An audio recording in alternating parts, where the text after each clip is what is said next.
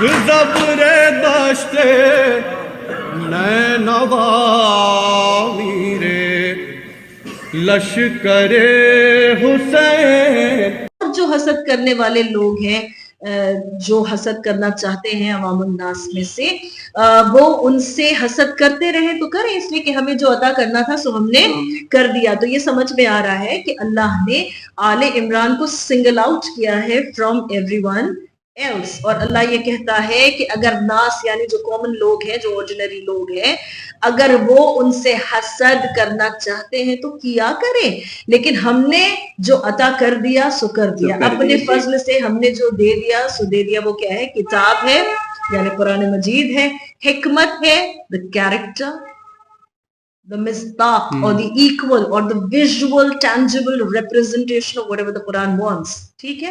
اور اس کے بعد اللہ یہ کہتا ہے کہ ہم نے ان کو ملک عظیم عطا کر دیا. انشاءاللہ ملک عظیم پہ بھی ہم گفتگو کریں گے، لیکن آل عمران چونکہ آپ نے پوچھا ہے، لیٹس ناٹ ڈائگریس. وہ یہ ہے کہ آل عمران اگر آپ دیکھیں تو آل کے پہلے ہم تلاش کریں نا کہ عمران کہاں ہے جی، ہے نا. اسلامک ہسٹری میں اسلام کی جو تاریخ ہے اس میں ہمیں اہم جو عمران ہیں وہ 3 نظر آتے ہیں. ایک وہ عمران ہے کہ جو حضرت موسیٰ اور حضرت ہارون کے والد ماجد ہیں.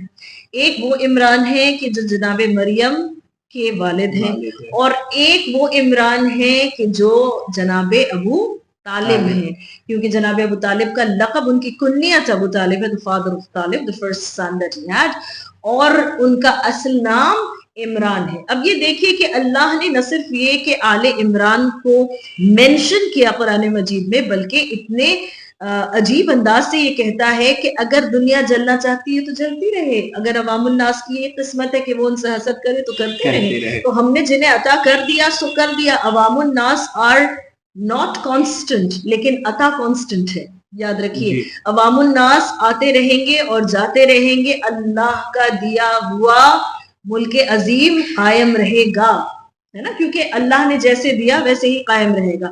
تو اب سوال یہ اٹھتا ہے وہ آل عمران کہ جس کو اللہ اس قدر اسپیشل طریقے سے لوگوں کو پریزنٹ کر رہا ہے، اور گویا کہ اس نے ریاکشن میں یہ کہا ہے کہ تم جن کو ہم بھیجتے ہیں آل عمران میں جو ہیں ان سے تم حسد کرنا چاہتے ہو تو کرتے رہو ہمیں اس کی پرواہ ہرگز نہیں ہے، ہمیں اس کا بودریشن نہیں ہے. ہم نے تو عطا کر دیا، ہم نے تو عطا کر دیا. اب تم مانو تو تمہاری فلاح ہے، نہ مانو تو تمہاری سزا ہے.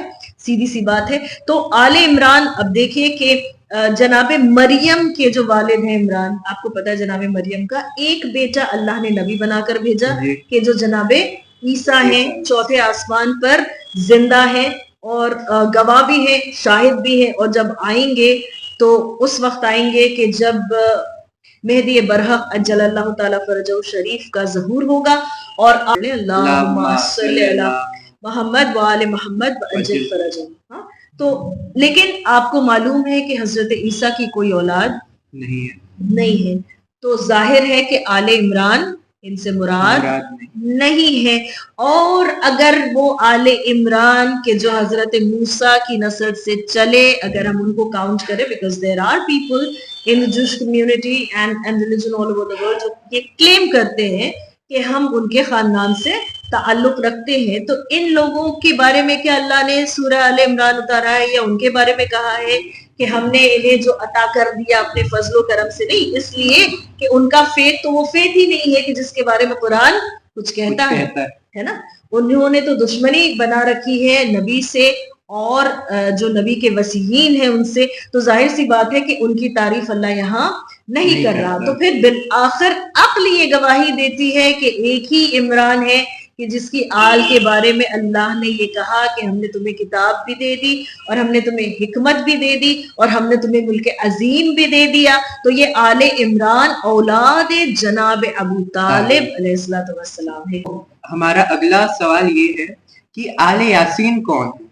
جی اب ہم سوال آپ کا بہت ہی ریلیونٹ یہ کویسچن ہے کہ آل یاسین کون ہے. میں نے ریکارڈنگ کے آغاز میں، پروگرام کے آغاز میں آپ سے یہ کہا کہ آل یاسین وہ ہے کہ جو یاسین کی آل میں سے ہے اور جن پر ہم زیارت بھیجتے ہیں، وہ زیارت حدیث قدسی میں اتری ہے، معصومین کی زبان سے ہم تک آئی ہے، تربیت کی ہے ائمہ نے، تب جا کر یہ زیارت ہمارے پاس ہے۔ اور یہ کہا جاتا ہے کہ جس کو بھی امام زمان سے عجل اللہ تعالیٰ فرجہ الشریف سے اپنے رشتے کو مضبوط کرنا ہو تو وہ زیارت آل یاسین شب جمعہ میں یا جمعہ کے روز ضرور پڑھے۔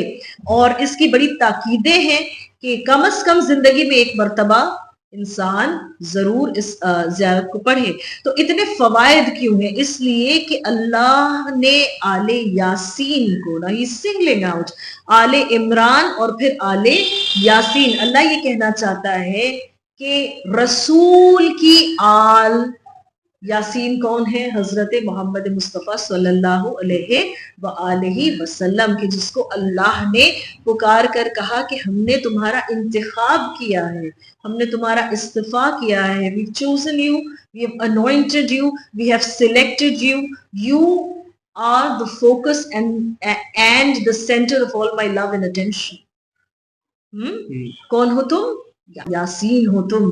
ہاں، اور اللہ پھر کہہ رہا ہے کہ آل یاسین، یعنی رسول اکرم صلی اللہ علیہ وآلہ وسلم کی اولادوں سے مراد ہے آل یاسین۔ اب یہ دیکھیے کہ ازرو قرآن اولاد پیغمبر کون ہے؟